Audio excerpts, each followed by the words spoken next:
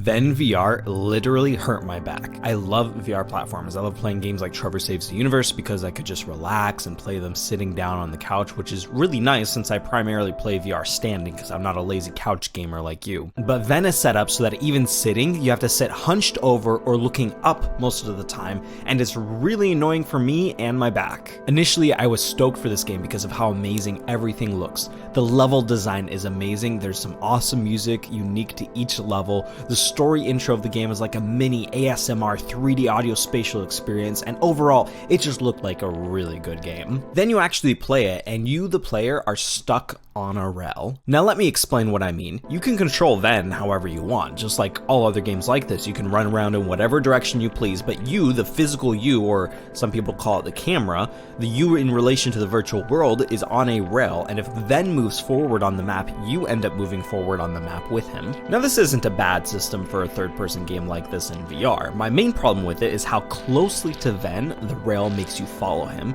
It forces you to be like almost right above him, so that when you look down, you don't see him in front of you, you see him kind of more below you, instead of out in front of you. You end up having to bend over just a little bit to look down at him, as opposed to just being able to sit back, relax, and enjoy a relaxing gaming experience with him out in front of you comfortably. The only time he actually ends up in front of your view is when the level makes him go off to the side instead of in front of you, and often when this happens, he ends up too far away, out of view behind things, or so high up that you have to strain your neck to keep your eye on him. Worst of all, you can't really go backwards. Like, you would expect to be pushed backwards on the rail as Ven gets closer to you. Instead, he just runs underneath you, and it makes it really hard to see anything if you just missed it.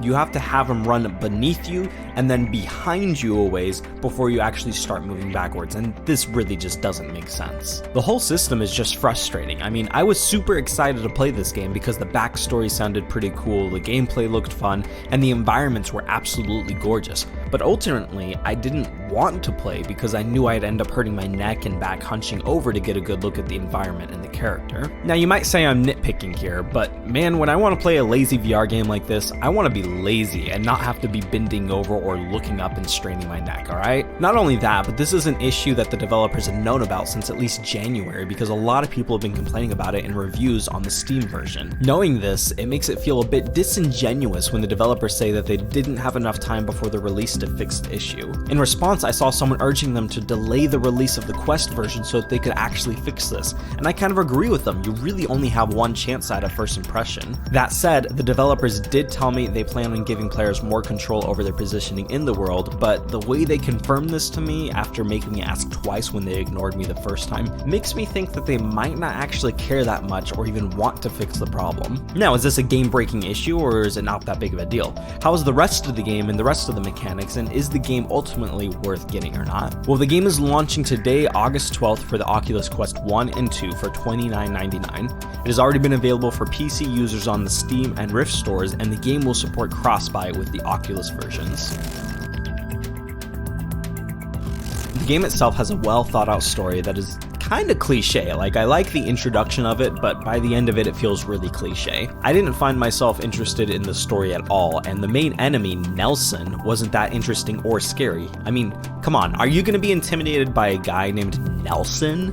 Like, seriously, Nelson? More than anything, he just sounds and looks like a neckbeard who got bored living with his mom and came out to terrorize some little fox animals. The end of the story itself was pretty anticlimactic as well.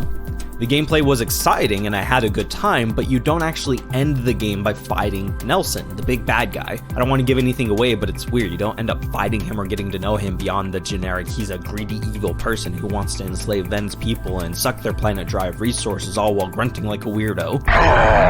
You also don't end up invested in Ven, his people, or anything else in the story because it's all just very shallow. That said, the storytelling in the beginning is really well done and makes you really interested in the game. It's just the rest of the game that isn't good. So for that, I'm going to give it a total of 4 out of 10 little fox dudes.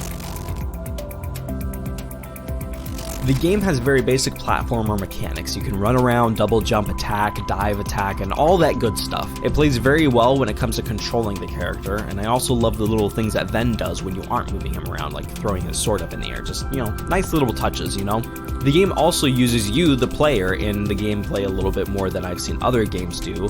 For example, in one level, you basically play a Wish version of Beat Saber, which was pretty cool, I guess. In other levels, you have little bombs that you can throw around for various reasons. Really, my only complaints with the mechanics are in regards to not being able to control the camera positioning better. Though if I really wanted to nitpick with immersion, why is it that the robot scans you every time you want to go somewhere? Wouldn't it just make more sense for the ship to move? Or is it that the robot is putting you to sleep and this whole thing is just a simulation in your head?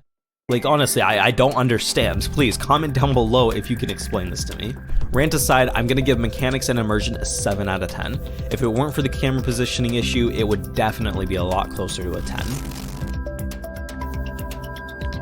They say the game lasts 4 to 6 hours, but it only took me 3 hours to complete all 12 levels. That said, I didn't go back to redo levels where I might have missed collecting certain things, and you can also replay levels as part of a time challenge in an attempt to top the leaderboard. There's also a bonus section called bonus stages, and I really have no idea what that is or when it will unlock itself. Overall, there's plenty to do in the game, especially if you're a completionist who really likes to unlock everything. At $29.99, however, I feel like it is a bit high for how much gameplay you're actually getting, but it isn't outrageous and is definitely worth it in my opinion just for how good the game looks and feels. So for length and replayability, I'm going to give it a 9 out of 10.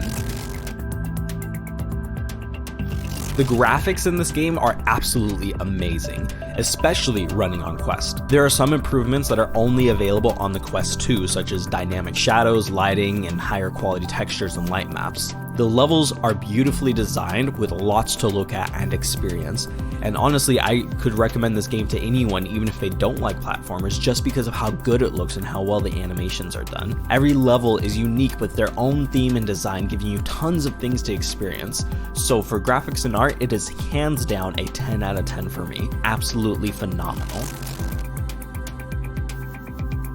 The game has 3 difficulties that you can choose from, and on normal difficulty, I didn't find the game challenging at all until after the 4th level. It was pretty easy to just glide on through the levels before that, but after the 4th level, it got a little bit more challenging to the point where I had a hard time getting through specific parts of the game. Now, that was only for specific parts. It was kind of weird how not every level after the 4th level was hard. It was just there were a few levels with specific parts that were difficult, so I definitely don't feel like it's really balanced overall. And even the difficult parts, that I had to keep trying over and over, I had so many extra lives that it really wasn't that big of a deal to me if I died 20 times trying to get through one little section. All of that said, I did find the game to be pretty fun, even if I don't play a ton of platformers. I mean, I like playing VR platformers because I can be lazy and sit around, but I don't tend to play them more. So if you actually love platformers a lot more than me, you will definitely love this game.